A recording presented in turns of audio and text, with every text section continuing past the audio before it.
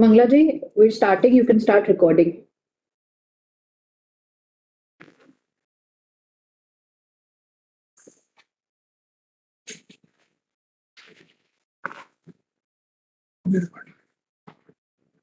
Good evening, ladies and gentlemen. Welcome to RACL Geartech Limited Q3 Financial Year 21-22 Post-Results Investor Conference Call. I am Shagun Bajpai, Company Secretary Compliance Officer of RACL Geartech Limited, and I shall be your moderator for the call.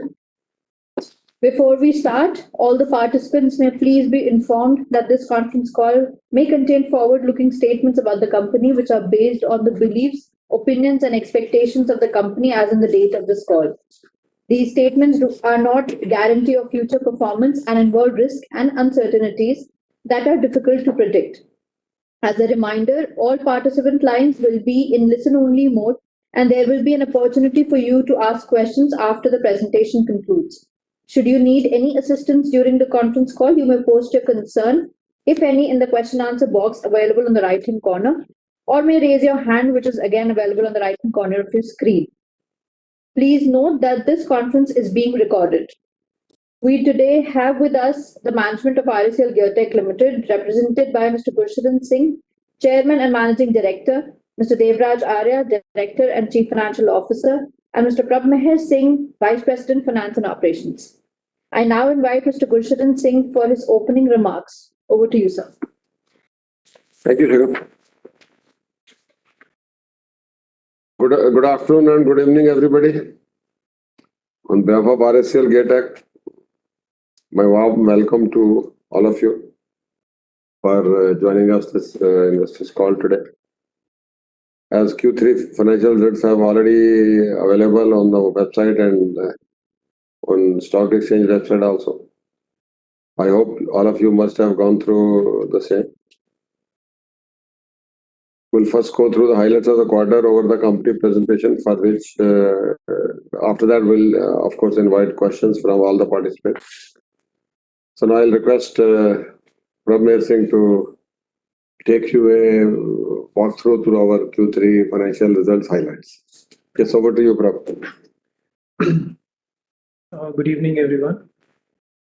We'll start with the Q3 numbers. We will present, as usual, financials for the 3 months year-on-year, quarter-on-quarter, and also 9 months comparison we will try to provide. We have not put much data other than the financials in this presentation. We have tried to keep majority of the time to answer your questions, and like always, we will first go through the questions after the presentations which we have received via emails, and then we will take questions basis any which people want to type in the chat window. So we are covering Q3 numbers, which was ended 31st December 2021.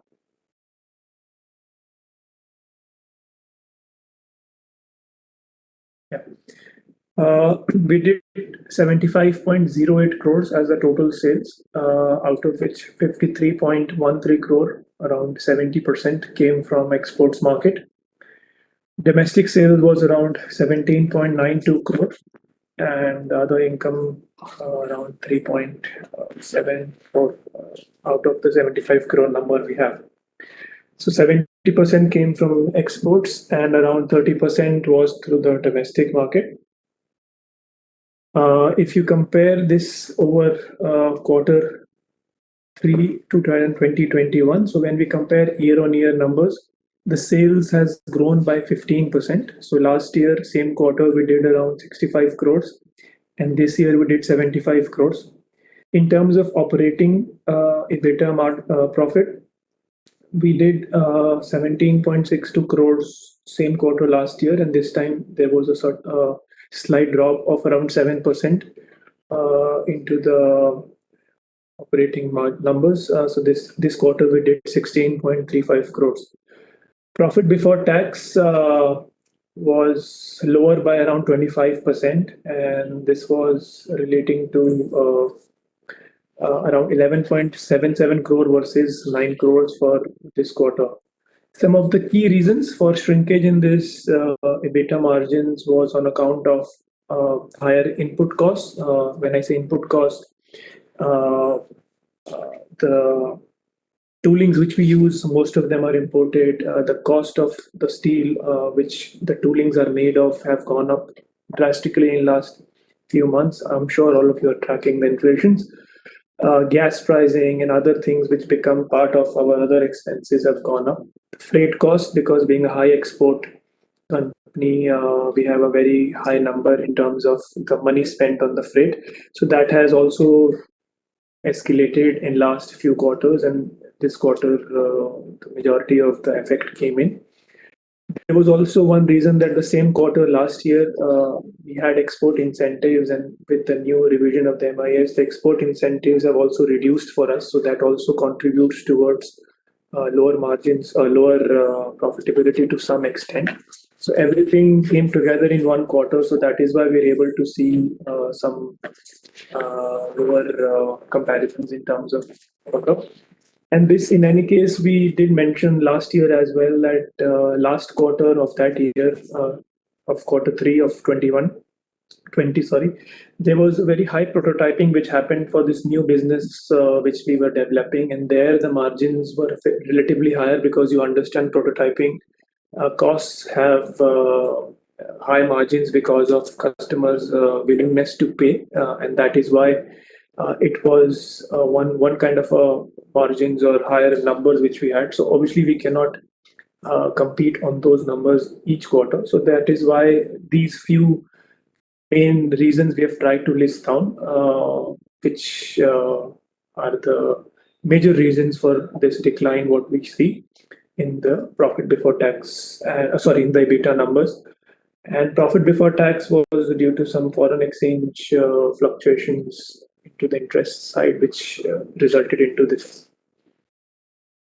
Now, when you compare this year quarter on quarter, so obviously quarter 1, 2 versus 3, sales have handsomely grown. Profitability has also grown. Only profit before tax this quarter came down by 8%. The reasons I've already explained you. So in terms of total sales, as on 9 months, now we have covered around 202 crores, which was 138 crores same quarter last year. So 9 months, our sales has grown by around 46%. Our EBITDA numbers have also grown when you compare the 9 months. So we did around 36 crores, and now we have done around 45 crores. So 9 months, EBITDA numbers have grown by 26%. And profit before tax also 9 months when you compare has grown by around 25%. Having said that, the margins have surely shrunk in terms of not shrunk, but have gone by 2-3%.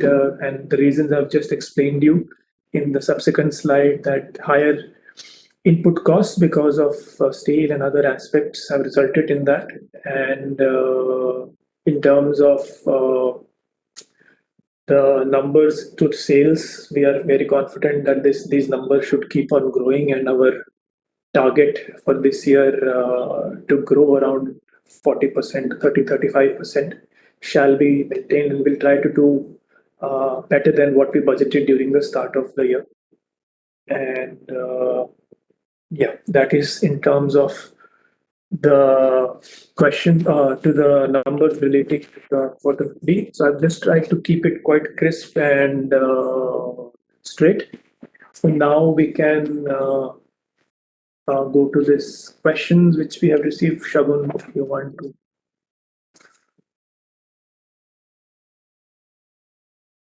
Yes. So we can start with the pre-registered questions first. So we will start questions from Mr. Shlok Dave. And if you can unmute Mr. Shlok Dave, please. Manglaji, please unmute Mr. Shlok Dave. Hello, am I audible? Yes. Thank you very much, Shagunji. And hello, Singh sir. Hello, Arya sir. How are you? Yeah, hello, Shlok. Good afternoon. Good afternoon, sir. सब बढ़िया sir आपके वहाँ? Yeah, all well. Great, sir, great. Sir, काफी हद तक आपने describe कर दिया जो मेरा main question था, which is around this current spike in cost that we are seeing for the industry. Sir इसमें थोड़ा सा और आप थोड़ा सा आइडिया दे सकते हैं कंपनी को भी लेकर और इंडस्ट्री को भी लेकर कि OEMs के साथ जो आपके नेगोशिएशंस हो रहे हैं इसमें कमोडिटी कॉस्ट पास थ्रू कब तक मिलेगा या नहीं मिलेगा, कितना मिलेगा? और दूसरा फ्रेट साइड में कि जो फ्रेट के एडिशनल कॉस्ट है वो क्या अभी हम लोग क्लियरली हम लोग बेयर कर रहे हैं लेकिन उसका कुछ पास थ्रू हमको लैग के साथ मिलेगा एंड अगर अभी नहीं मिल रहा है तो अल्टीमेटली आपका क्या व्यू है? बिकॉज़ जब मैंने क्वार्टर के नंबर्स देखे मुझे ग्रॉस मार्जिन्स इतने कुछ इतना ज़्यादा एक्स्ट्राऑर्डिनरी अमाउंट ऑफ प्रेशर नहीं लगा, बट क्लियरली फ्रेट का प्रेशर है। सो इसमें how are you handling it? That is the first question sir. Second, sir, can you give some commentary on what you are hearing from your clients on the semiconductor shortage side? Because some of the people, when quarterly calls were going on, industry में many of the ancillary units were saying that they are clear, their OEMs are clearly communicating that semiconductor situation will improve. But now this Ukraine problem has come in, and again it's up in the air. So what's the latest on the semiconductor issue? And are we facing any kind of a slowdown? क्या हम लोग और better कर सकते थे अगर semiconductor का issue नहीं होता on the revenue side? Finally, sir, नए orders इस quarter में if you can, I mean, if you won anything, if you can disclose that. And जो existing orders है उसमें demand side में any delays in delivery again because of our European exposure and what is happening in Russia. So these were the main questions, sir. So, Shlok, I'll answer your question one by one. First of all, you rightly said that inputs are increasing, not from today. Input costs are increasing actually from July onwards because of the global trends onto the commodity pricing, whether it was crude, whether it was alloying element in steel, and of course the semiconductors was also one of the issue. But unfortunately, this COVID thing finished in January or February, and immediately this Ukraine crisis started. So whatever inflation in the commodity was going on, that has got now further spiked. But we personally feel, and in fact, if we really see last 3-4 weeks developments, prices have really gone over the roof. And if you really see that, because crude prices, everybody is very closely monitoring, but crude was $50-$60 almost 2-3 months. It has gone to $130 also, but now for last 3 days it has come down to $110. So one thing is that it's not things are increasing. Things are very volatile. One day is one peak, another day is another peak, and then sudden valley comes. So in this scenario, no customer, no supplier can really predict precisely that what will be the impact on all these issues onto the end product cost. Because when you say costs are increasing, it's not that costs are increasing in a one particular fashion. They are, or one particular trend. They are increasing in a haywire way. There is no trend. There is no kind of correlation between the inputs. But on the other side, you see exchange rate is also increasing. To be very honest, scrap price is also going up. So really, I feel it is too early to say anything that what will be the long-term impact of this Ukraine crisis, because today's spurt in pricing, I think it is more of a momentarily or is a temporary issue, which should subside down because whole of world is waiting with folded hands that this Ukraine crisis should resolve sooner than later, because if it flares, then it will flare to a much bigger values. So one cannot really predict very closely how severely it will impact over the long run. But yes, in short term, a period of 2-3 weeks, yes, it is impacting. But you say mid-term of 3 months, it will not be really too visible. But yes, if it retains for the long term, the overall sustainability of business throughout the world will be very severely impacted. But I feel we cannot make any conclusion as on today. Regarding semiconductors, you raised an issue, but one thing I'll tell you, by and by, until now, our customers were able to sail through these semiconductor issues very diligently. Reason was that first of all, our customers were global brands, so they have always long-term agreements with all the suppliers, whether it is RACL or any semiconductor supplier. So eventually, where there are long-term agreements, so people normally maintain the supply lines. And secondly, we are typically into two-wheelers or into recreational products or agriculture machinery business. Their semiconductor dependence was not that heavy as compared to passenger cars. So obviously, impact on our customers' lines was not too big. But on other side, since they were all robust customers, had a very good supply lines, they were able to maneuver through. I can make a very good statement that until now, none of our customer was forced to reduce their production or stop their production because of semiconductor failure. Because that's the reason you have witnessed that our sales is continuously growing. They were not really producing, so obviously we can't sell. So that risk was until now mitigated. Now, how it will be impacted because of Ukraine, I don't feel that today we can make any assessment. Yes, after 3 months, maybe next con call will be more clear. By that time, I think things will be more clear and things will be more stable. But I am hoping it's a temporary affair and it should get back to normal as soon as possible. But yes, some impact will remain. And when there is a big tug of war going between two superpowers of the world, so impact will not subside overnight. So now it is a question that how fast it subsides. It is 2 weeks, 4 weeks, 2 months, or 2 years. So nobody can really say.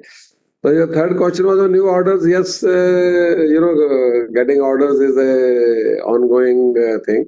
And but one thing is there, we already got one more order for one EV two-wheeler for Indian market. But since we're bound by confidentiality, so we can't really disclose the names and numbers.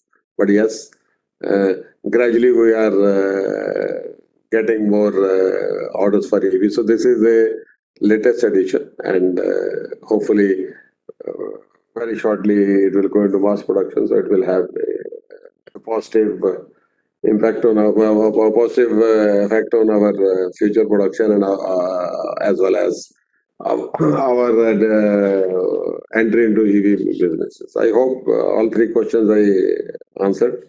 If there is any more query, please let me know. Yeah. Now, Yes, sir. Thank you very much, sir. All the best, sir. Tough times, very volatile. Yeah. It's a volatile, but one should sail through, because we have also learned the hard way that these turbulences one has to always face it when you are flying high. So Yes, sir. Thank you, sir. Thank you, Singh Saab. All the best. yeah, thank you. Thank you so much. Can we have Mr. Varun Arora? Manglaji, please unmute Mr. Varun Arora for his set of questions.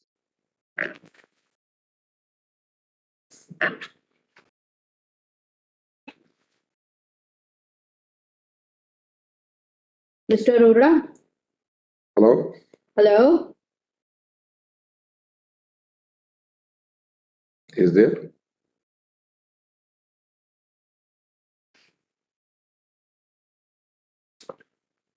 maybe we can come back to him later. Then Manglaji, please unmute Miss Rajni Beria.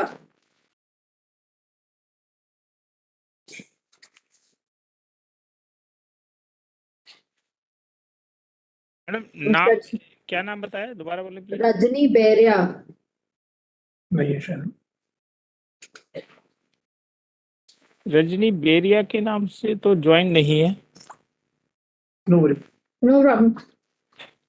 Next we can have Jay Shankar Pure. जय Shankar. Jay Shankar Pure. No, Mr. Jay Shankar is not also not there. Then can we have Mr. Ayush? Ayush Agarwal, I think. Ayush Agarwal. Yes.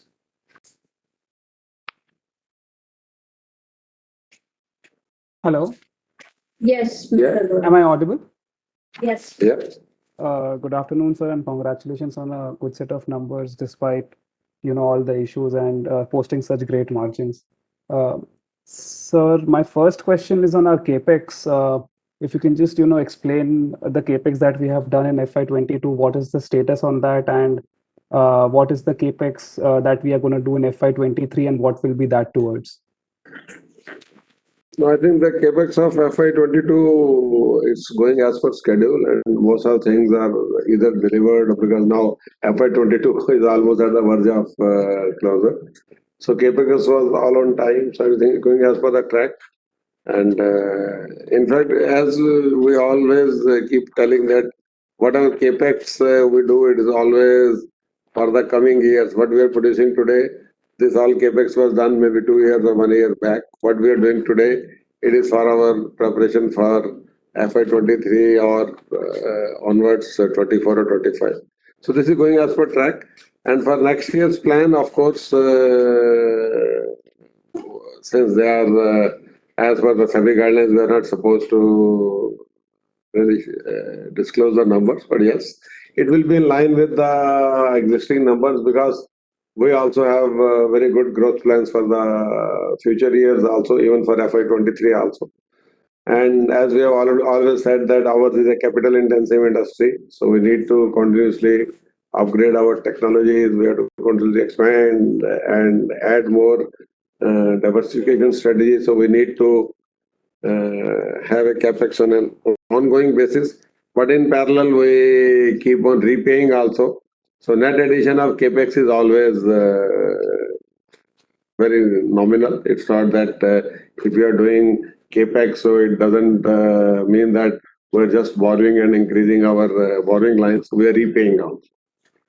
So like in the position of FY22 closer, we have actually, we are doing, because we already told that we'll be doing almost a capex of 50 crores. But actual our net addition is maybe 12, 13 crores only. So in past between quarter to quarter. So because we are repaying also with the to the banks and we are always paying on time. So net addition to our borrowings is not so high, but capex, yes, is going on for the future also, similar to what we were doing in previous years. I think I answered your query. Or you Yes, have sir. any more? Yes, one more question I have is if you can just provide, updates on two of the recent customers. I mean, two of the recent orders that we had started for. One is the BMW electric two-wheeler platform, and second is our ZF relationship. How are they scaling up, and what's the latest update? What kind of guidance do you have from the customers, and what is happening there? Now, on BMW scooter, yes, things are mass production has already started, and customers have started enjoying the ride on electric scooter, and production is going as per plan. For ZF, I think Prab will explain Yes, more, but otherwise things are yes, Prab can answer. on ZF, our SOP was June 22 and it is on time. So it means from March onwards, and we have started sea shipments as well. So when the parts reach the sea shipment stage, it means those PPA validations are done.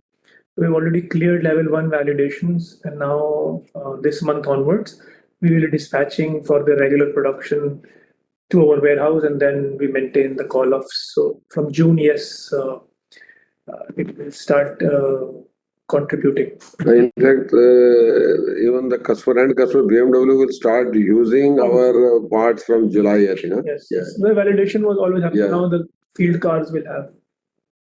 So actually, ZF also, ZF also is a tier 1 supplier to our BMW. So they will start using the product in their cars actually from July, I think. So it's going as per plan. Wow, this is great news, sir.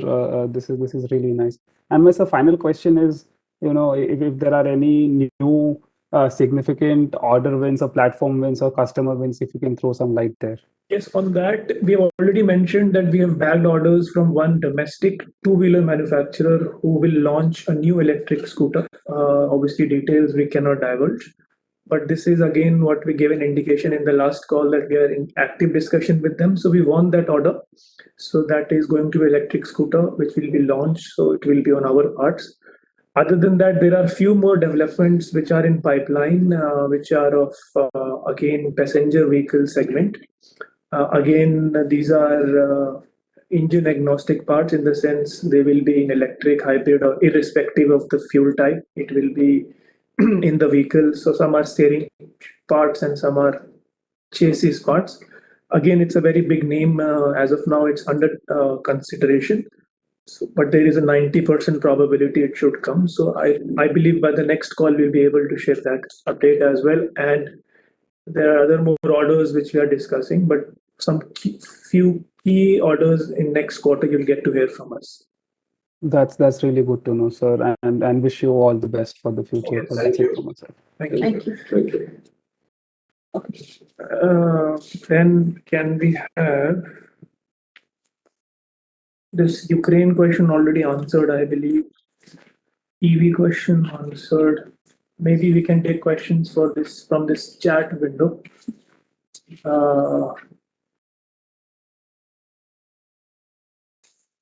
Can you unmute Mr. Yogansh Jaswani? Yes, one. He has a couple of questions. Hi, sir. Thanks for the opportunity. So, my first question was around the our efforts. If you were putting in any efforts on getting the domestic market players from the EV segment, you did touch upon that from your previous participants' answer.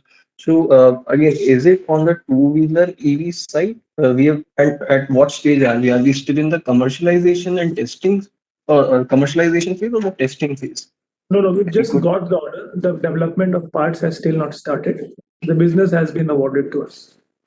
Okay. So, sir, just getting into more details about the domestic market, now that there are so many two-wheeler OEMs that have come up and are selling in good numbers, so how are we looking at this market as a whole? Are we excited for the domestic market, or do we think that the export market is still a better market in terms of product, the pricing, and the margin? Or do we have domestic market as a equal opportunity? How do we think about this? I will answer you as a macro reply to this. In domestic two-wheelers, there are rather three sets of players. One set of player is which we will say it is a kind of unorganized sector, even in domestic two-wheeler. So what those people are doing, they are getting some kits from China. They are doing cut copy of some Indian two-wheelers. They are picking up some tires from X and steering from Y and frame from Z, and they are assembling. And the major number of players are those in unorganized sector also. Hello? Hello? Yes, sir. Yes, I can hear you. Yeah. So they are actually unorganized. I will say they are unorganized sector because they are not our focus area. Second set of numbers are who are the new players in the market who are just establishing themselves as a new entrant into a EV business, but as a greenfield. They had no prior experience of doing a mobility business.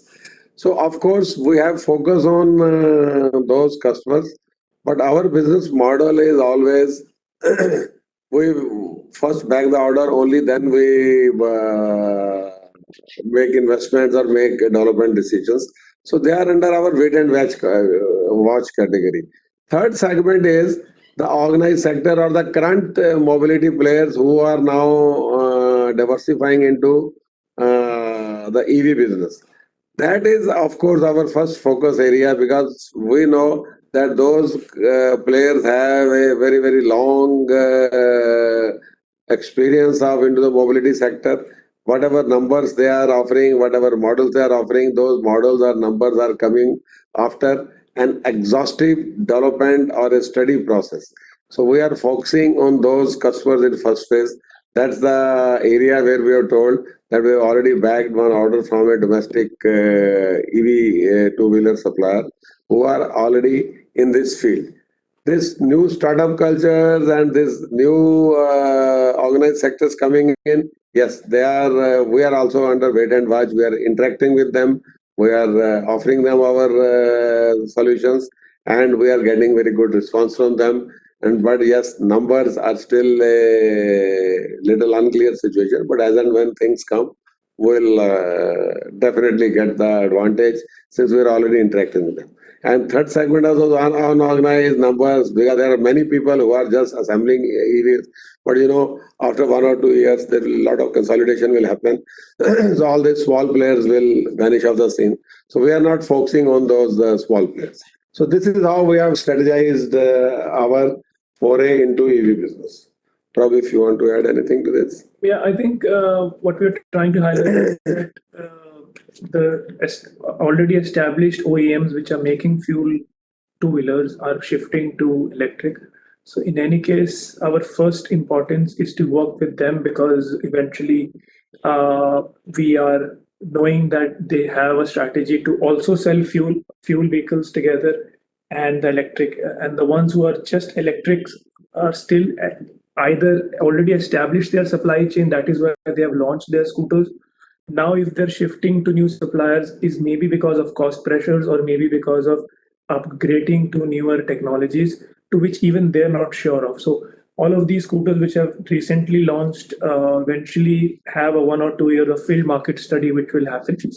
So it is wait and watch for us to work with them. There are many RFQs which come to us, so we don't really want to invest that money into other people's R&D exercise. We want to work where we feel our money should be justified. Otherwise, we have better revenues in terms of export businesses. So for the sake of EV, we don't want to work with anybody. If we work with established players.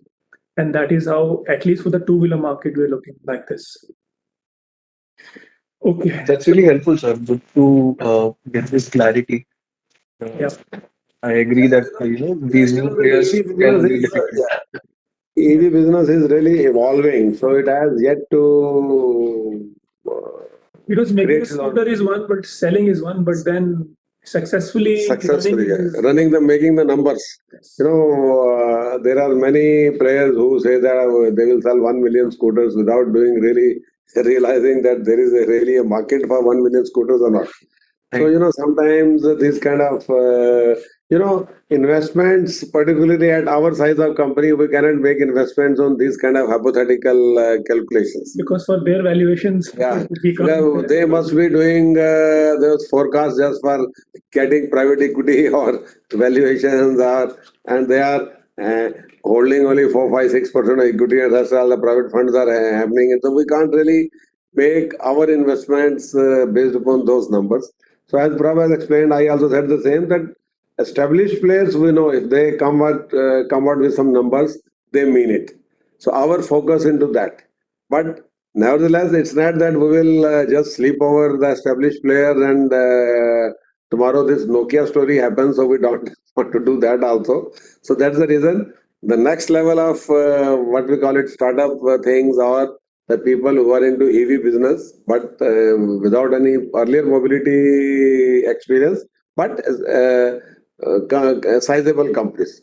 Those are, we are interacting with them, and as wait and watch, we explained it. That's really helpful, sir, and I really appreciate your honesty and clarity on this topic. Yes. So, yeah. So my second question is, in past, Prabji, you had mentioned about couple of tooling and R&D orders wherein we had good margins, and so going forward, what is the status of those orders? Do we still have those orders, or are those towards their life cycle thing? No. So we are not a proto shop. We don't encourage, or we don't work towards making prototypes for our customers. That prototyping, what we did was because of new businesses into the car side we were entering. So the customer confidence on working, because this was the first time our parts would have gone to the to the passenger vehicle segment, and again this was a big order. So that is how that prototyping happened, and they were also for the first time launching such a product. So that product never existed in the life cycle. So that is why this high prototyping was there. But otherwise, we keep doing prototyping for obviously sampling before any new project happens, but the margins or the prices are not too high as it was. So yeah, that is how I would answer that. So, sir, just to get more sense around the same, so my worry has been will this impact our margins going forward once, because we don't have an absolute idea of how big that chunk was. So if you cannot share the numbers, at least if The you could, margins still, eventually, I think from 26, 27%, we have not come down to 15. We are still 22, 23%, given what the inflation numbers are today, given how the inputs are rising by exponential numbers. So margins, obviously, again, 27 is an exceptional number. Every year, 27, yes, is difficult. But again, 20 to 23 is higher than respectable number, we believe, and we'll try to maintain that. But now, given this new situation with the unprecedented, what is happening with the geopolitical tensions, so margins, how in the long term, in the short term, how we're able to maintain is difficult to comment. But in the long run, yes, our business model is pretty much profitable, and we try to maintain those levels. Actually, we are still best in class and best in industry, so that way our margin is still the best. Okay, in between, you can say in between it was a windfall kind of situation for one particular quarter. Yes. But if you see this year, quarter on quarter, we are continuously improving. Absolutely. So, if we have to talk in terms of a range, because definitely given the business dynamics, it's hard to pinpoint on a number. 18 to 23, 24 kind of a range is a sustainable range for long term. That depends how long the Russian war lasts. Right now, I mean, it is very difficult to comment. These steel prices are actually. Today's situation is very, very volatile. Yeah. Yeah. Maybe in the next quarter, we're able to give you a better clarity. Sure. Sir, last question from my end. You did mention about your capex was on track. If you could also help share the exact amount that we have spent so far out of the 50 crore that we had budgeted. It's almost the entire has been spent here. I think. Okay. Yeah, it's almost entire. Because now this financially is coming to a close. So maybe a few lakhs or few crores here or there, but otherwise it's almost spent. Understood, sir. And so you also mentioned about your net debt position. I missed the number. Could you share that again, please? So net debt, As on December. of course, we already have, when the financial year will close, you will get the numbers. But actually, I was explaining you between September, Q2 and Q3, our net debt has increased only by 16 crores because we paid also. So that way, although margins are, we did a capex of 50 crores, but the net debt for this 9 months, it must be about 22 crores. How much it has increased? Yeah, every year we're paying around 18, 20. Not more than close up with the. So it will not be increasing more than 22 crores. Maybe. Whereas we have made a capex of almost 50 crores. Maybe lesser. Yeah. Maybe it will even lesser. Yes. We can give you exact numbers via email. So thanks, Yogansh. Sure, sir. Thank you. And I'll get back in the queue. Yes. Yeah. Thank you. Okay. So we still have 10 minutes. Questions mostly we have answered. We forgot to ask from Mr. Sahil Sharma. He also had a pre-registered question. Is Mr. Sahil online? No. There was a gentleman, Varun Arora, he was not audible. Now it's audible. Is Mr. Sahil there? No. No, sir, Mr. Sahil is not here. Okay. Maybe we can try Mr. Varun Arora now if his mic is working. Manglaji, Varun Arora. Hi, team. Yeah. Hi. Hello. Yeah. Hi. Thanks for the opportunity. My question is regarding other expenses. So just you mentioned that freight expenses has been one of the reasons why other expenses kind of increased. So just wanted to know if there's any other reason other than the sharp increase on the freight side. Like, did we take any capacity expansion also, where there might be some upfronting, of the expenses? Any other reason which is kind of driving, Yes, 19% kind of? freight is one of the reasons. Obviously, freight is not the only reason for Right. other Actually, expenses. main was the gas prices because fuel prices were really hardening a lot. A lot of Uh, tools which we use Yeah. happen, and then there were expenses. We do a lot of job working, so eventually we were not able to convert that into sales. So a lot of our inventory was there, which expense we have to pay, but sales. Actually, mainly it was gas prices. The gas prices was inflating in Q3 very heavily because and cutting tools because all our cutting tools are normally using very high alloying elements which have a lot of nickel, chromium, molybdenum. These kind of noble metals were inflating for last 8-9 months. Unfortunately, Ukraine crisis has added further fuel to the fire, but these are already hardening. So that also was impacting very heavily. And currency also when you're importing. And yeah, and so these were the issues due to which this operating costs went very high. Sure, sir. So, sir, any factors which you probably observed in Q3, when it comes to other expenses, where the impact might be reversing,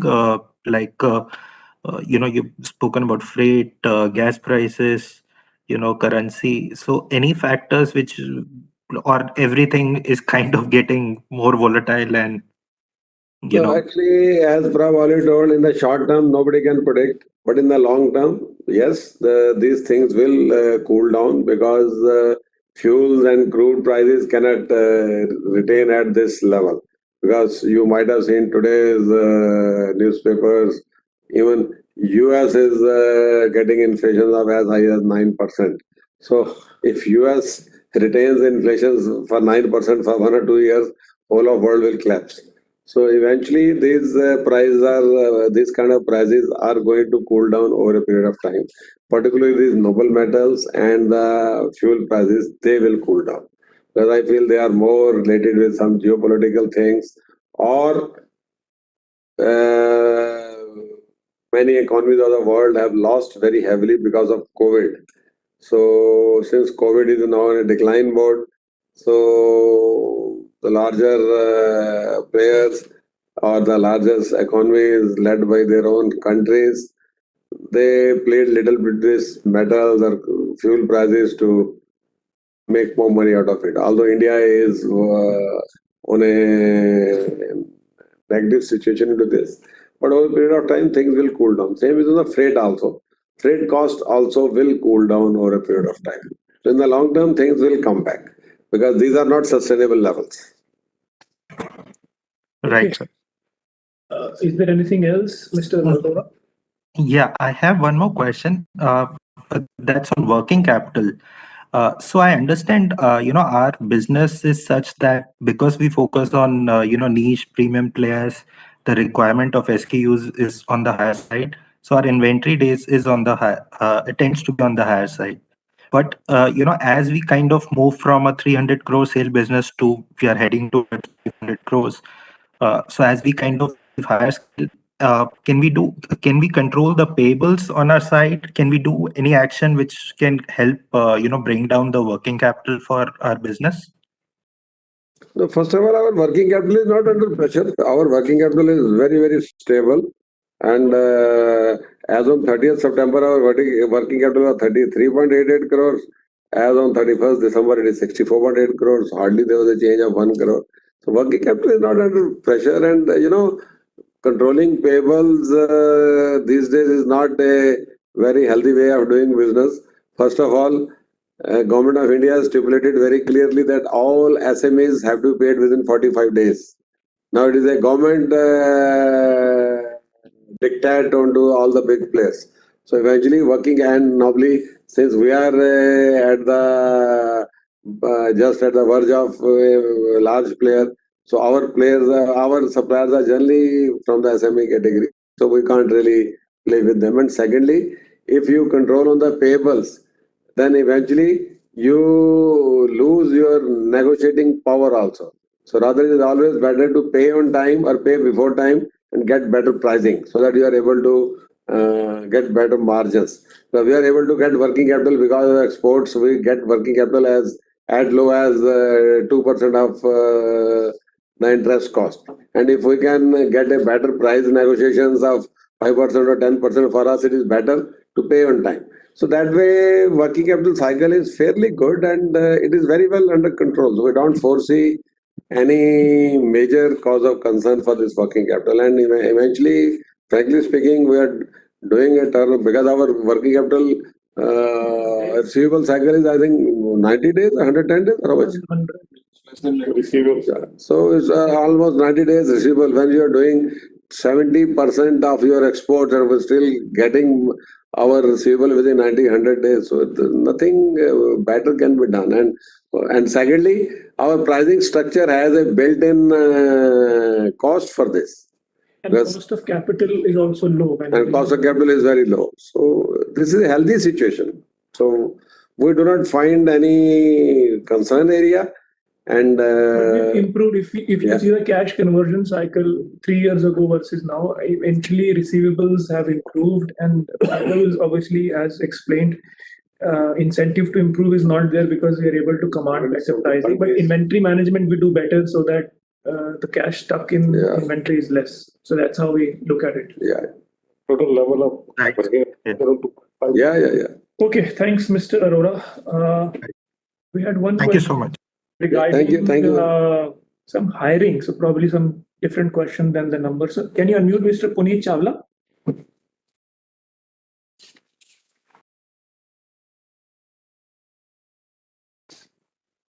Manglaji, unmute Mr. Puneet Chawla.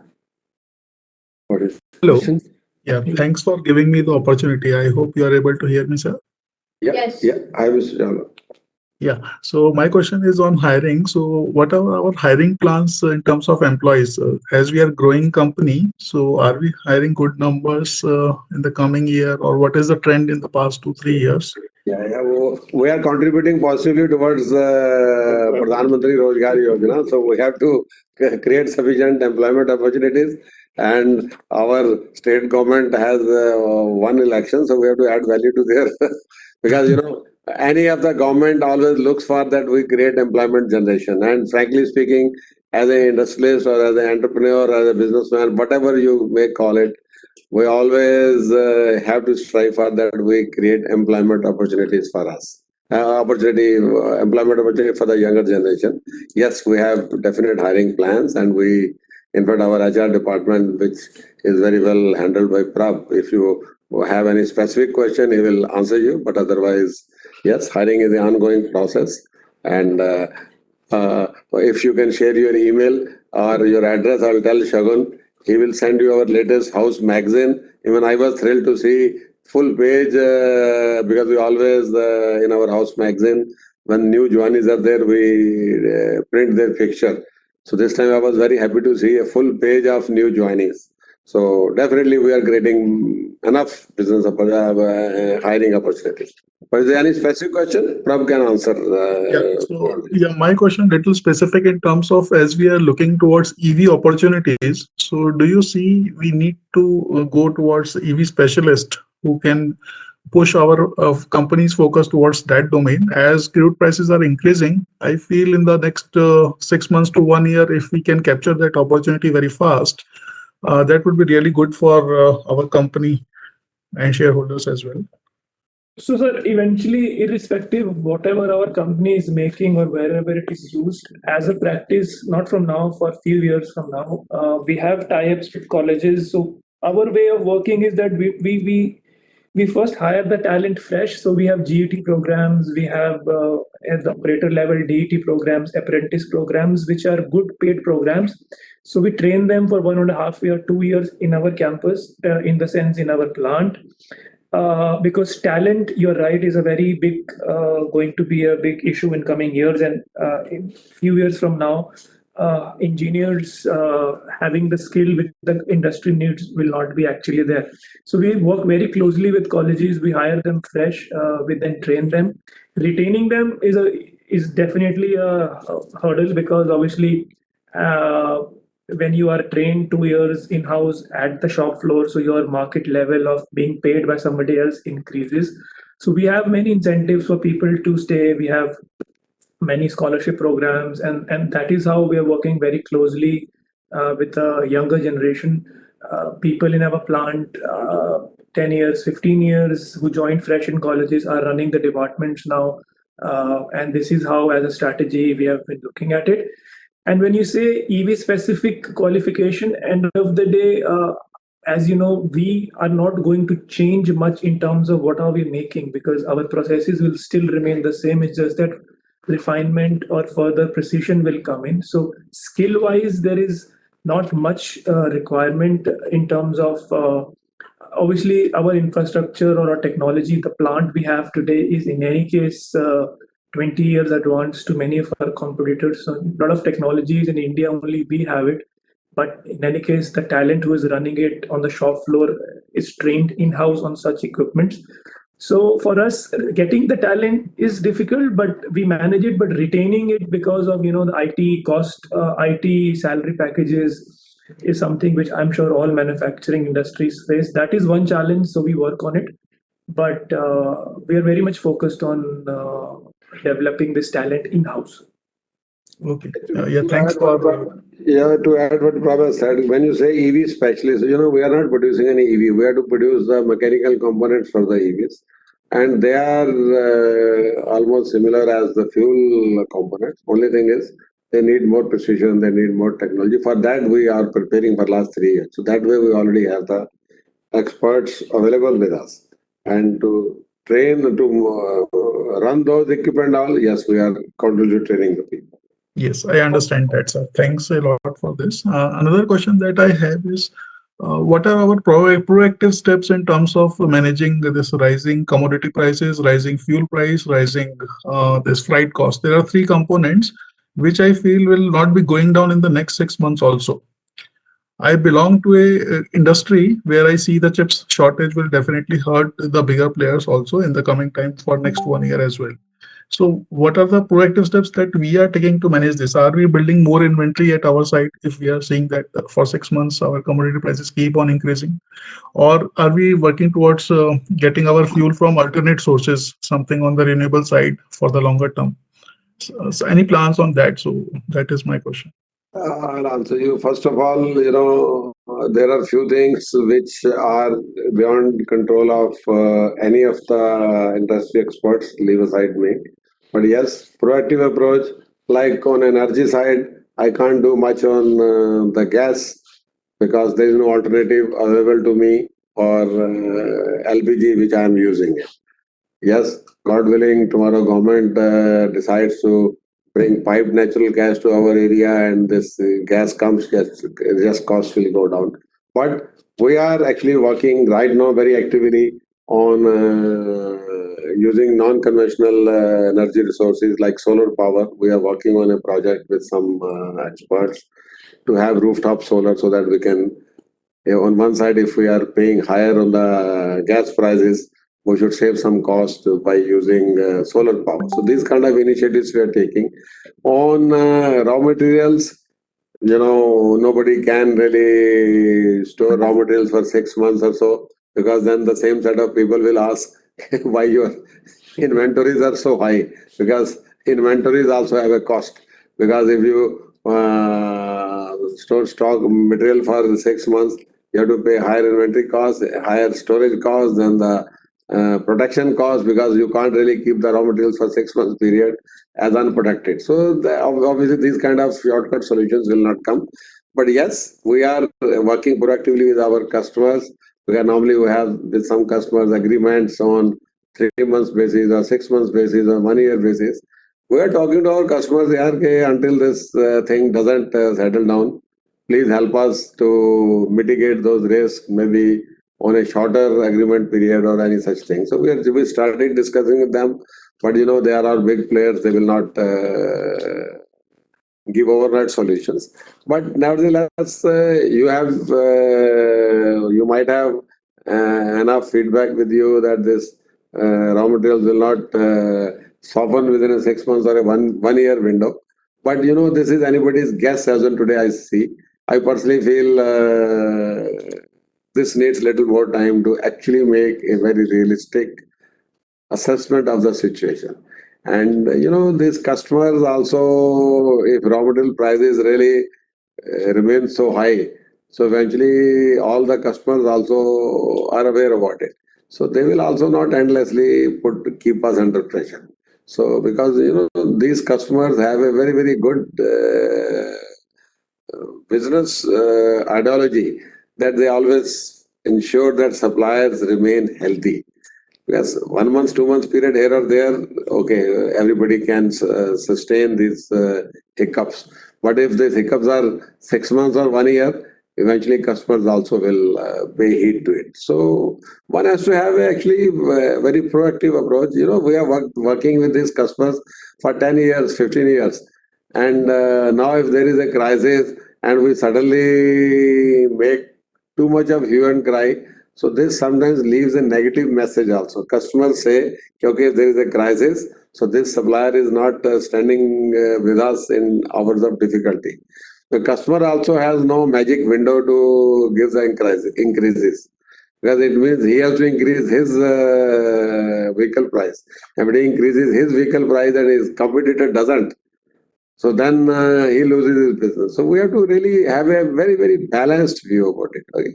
And these decisions cannot be taken on this 1 month or 2 weeks of this war-like situation, because what you are saying is right. In fact, I also keep monitoring many raw material contents like nickel. You will be shocked. Nickel was $20,000 a ton in month of December. Beginning of March, it was $23,000 a ton. I think on 6th or 7th March, in LME, nickel has shot up to $48,411 a ton.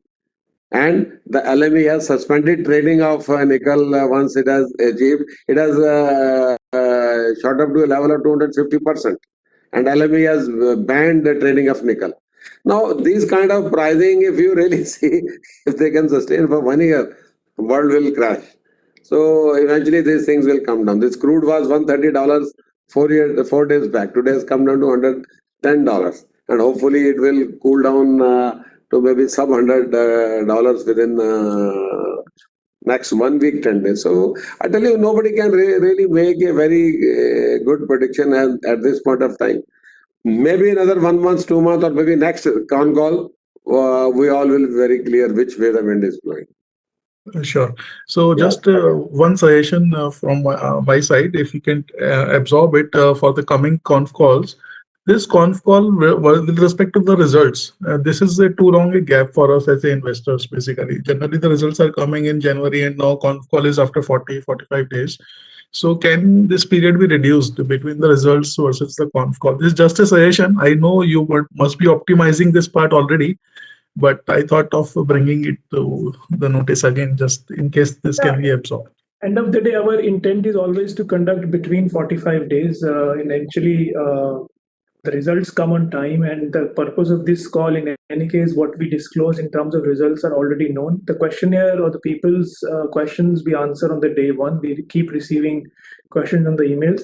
The purpose of the con call is actually not for the quarterly. Obviously, we do on the quarterly, but it's just a investor interaction so that you're able to understand the broader picture other than the numbers. And that, from our perspective, happens in a week of the numbers or 30 days of the number is something which doesn't change. But yes, we can try to shorten this gap. But as a practice, we keep within 45 days. We can obviously relook at it and try to do it at a shorter duration. Okay, so thank you for this. I think we're already done for we have done with 1 hour. Maybe any last Yeah, if any question from the audience, if anybody has Manglaji, please unmute Mr. Sandeep Mandal. If you have a question. If he has any questions. Or if anybody else wants to, you can just put No, I in the think chat. Yeah. Mr. Mandal. Hello. Okay, maybe somebody else then. I think the questions we already exhausted. So Kiran Paranjpe. the questions are repeating. Yes, it's a shame. Maybe you can go. I think we answered all that. Most of the questions. Okay, yeah, most of the things we answered.